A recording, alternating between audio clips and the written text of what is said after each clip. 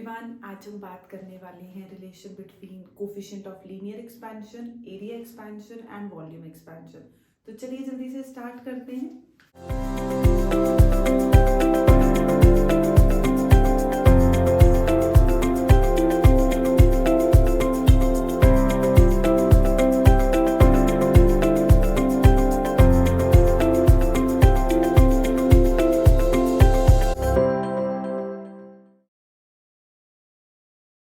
हमने last time बात की थी कि हमारे पास जो थर्मल एक्सपेंशन है वो तीन तरह की है।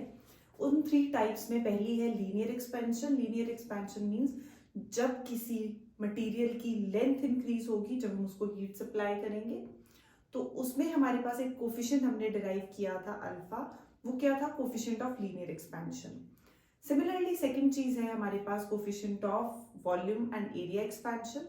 तो पहले एरिया एक्सपेंशन और सुपरफिशियल एक्सपेंशन। सुपरफिशियल एक्सपेंशन में हमारे पास अगर हम किसी शीट को अगर हम हीट प्रोवाइड कर रहे हैं मेटालिक शीट को और उसका एरिया इंक्रीज हो जाए, तो एरिया इंक्रीज होगा तो हमारे पास जो कोफिशिएंट आया था बीटा से हमने रिप्रेजेंट किया था। सिमिलरली वॉल्यूम एक्सपेंशन के लिए कि अगर हमारे पास कोई क्यूब है या कोई ब्लॉक है हम बोले, तो मीन्स कोई सॉलिड ऑब्जेक्ट जिसमें हमारे पास हम हीट अप्लाई कर रहे हैं और उसमें उसकी वॉल्यूम चेंज हो रही है। तो यहाँ पे अगर हम एक ऐसा कोई क्यूब कंसिडर करें जिसकी साइड एल है और हमने बोला उसकी वॉल्यूम हम ले लेते हैं initial volume V. Initial volume V ली हमने, लेकिन जैसे ही हमने इसको हीट सप्लाई की, टेम्परेचर दिया, तो हमारे पास इंक्रीज इन टेम्परेचर कितना हुआ? Delta T. इनिशियली मान लो T1 था, फिर आ गया T2, तो delta T is T2 minus T1। Rise in temperature कितना हुआ? डेल्टा टी हुआ। डेल्टा टी होने से इसका जो हमारे पास साइज है वो साइज कैसा हुआ? इंक्रीज कर गया। तो मींस ऐसे कुछ इसका जो साइज वो कंप्लीटली हमारे पास वॉल्यूम जो है वो इंक्रीज की। तो इनिशियल वॉल्यूम अगर हम किसी क्यूब की कंसिडर करें तो कितनी होगी? V is equal to L cube. हमने एक क्यूब लिया है जिसकी साइड एल है, हमने उसको इंक्रीज किया टेम्परेचर, उस पर टेम्परेचर इंक्रीज करने से उसकी जो साइज है उसमें चेंज आया। अब मान लो हमारे पास यहाँ पे वॉल्यूम इंक्रीज होके कितनी हो गई? L cube. Increase in temperature कितना होगा? Delta T is T2 minus T1। अब इंक्रीज इन लेंथ सेम, अगर हमारे पास फाइनल L2 है, इनिशियल L1 है, तो L2 माइनस L1, या हमने पीछे बोला था L dash minus L। Initial length L है, इंक्रीज इन टेम्परेचर के बाद जो इंक्रीज इन लेंथ हुई वो हमारे पास कितनी थी? L डैश थी। तो हमने वहां पे बोला था ये जो L डैश माइनस L है ये है directly proportional to initial length, या फिर L dash minus L is directly proportional to increase in temperature delta T. जब हमने इन दोनों इक्वेशंस को कंबाइन किया था तो हमारे पास आया था अल्फा L डेल्टा टी। तो यहां से जो L डैश था वो कितना बना था? L plus alpha L delta T. जब यहां से L कॉमन लेंगे तो आ गया 1 प्लस अल्फा डेल्टा टी। तो मैंने कहा था ये इक्वेशन हमारे लिए इंपॉर्टेंट है, हम इसको यूज करेंगे। L dash is L 1 plus alpha delta T. अब V डैश न्यू वॉल्यूम कितनी होगी? L डैश क्यूब, क्योंकि नई साइड कितनी हुई है? L dash. ओरिजिनल थी V L cube, new volume will be L dash cube. L dash की हमें वैल्यू पता है, हम पुट कर देते हैं, ये आ जाएगा L cube 1 plus alpha delta T का होल क्यूब।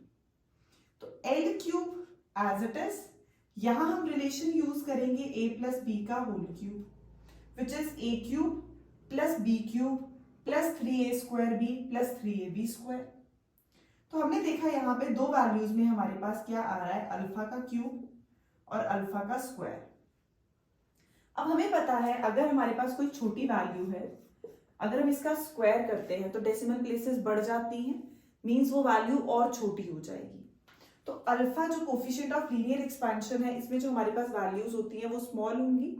स्मॉल वैल्यूज का स्क्वायर करेंगे तो और स्मॉल हो जाएंगी, क्यूब करेंगे तो और स्मॉल हो जाएंगी। तो इसके लिए हम क्या कर रहे हैं? अल्फा स्क्वायर और अल्फा क्यूब इसको हमने क्या कर दिया? निग्लेक्ट। क्योंकि इनकी वैल्यू स्मॉल होंगी, इनको हमने निग्लेक्ट किया। तो V डैश कितना आ गया? L क्यूब को हमने एज इट इज लिख दिया वॉल्यूम, L क्यूब को हमारे पास आ गया ये है V 1 एज इट इज। ये टर्म निग्लेक्ट कर दी हमने, ये टर्म निग्लेक्ट कर दी हमने, और साथ में 1 + 3 अल्फा डेल्टा टी। तो जैसे ही हमने ये लिया हमारे पास v 1 + 3 alpha delta T, v को अंदर मल्टीप्लाई किया इसके साथ भी और इसके साथ भी, तो v डैश कितना आ गया, v + 3v alpha delta T. इस इक्वेशन को रख लेते हैं। अब यूज करते हैं गामा। जैसे हमारे पास अल्फा था, अल्फा क्या था, delta L upon L delta T, coefficient of linear expansion. Similarly हमारे पास बीटा क्या था, कोफिशिएंट ऑफ एरिया एक्सपेंशन, तो delta S delta T area की टर्म्स में। कोफिशिएंट ऑफ क्यूबिकल एक्सपेंशन या वॉल्यूम एक्सपेंशन, तो delta V upon V delta T, जिसमें डेल्टा V क्या होगा, final minus initial change in volume, V as it is, साथ में आ गया डेल्टा टी। तो ये हमारे पास delta V upon V delta T, जिसको हम लिख रहे हैं V dash minus V upon V delta T. अब इस V डैश की वैल्यू जो हमने ऊपर इक्वेशन ली, V डैश की हमने निकाली V + 3v alpha delta T, इसको यहाँ पुट कर दिया, V से V कैंसिल हो गया, हमारे पास रह गया 3v अल्फा डेल्टा टी।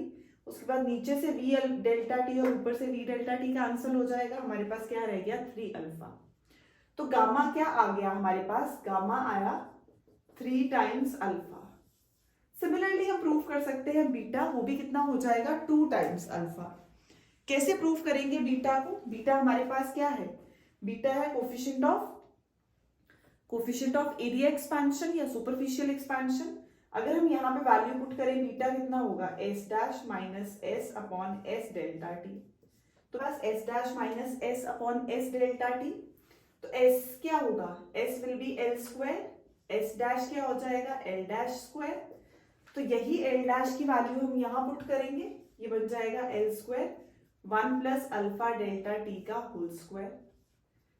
तो ये S डैश, ये हमें पता है L स्क्वायर क्या होगा, ओरिजिनल एरिया S, स्क्वायर करते हैं, A square B square plus 2AB, फिर से अल्फा स्क्वायर, स्मॉल वैल्यू है निग्लेक्ट करेंगे, S डैश कितना आ गया, S 1 + 2 अल्फा डेल्टा टी।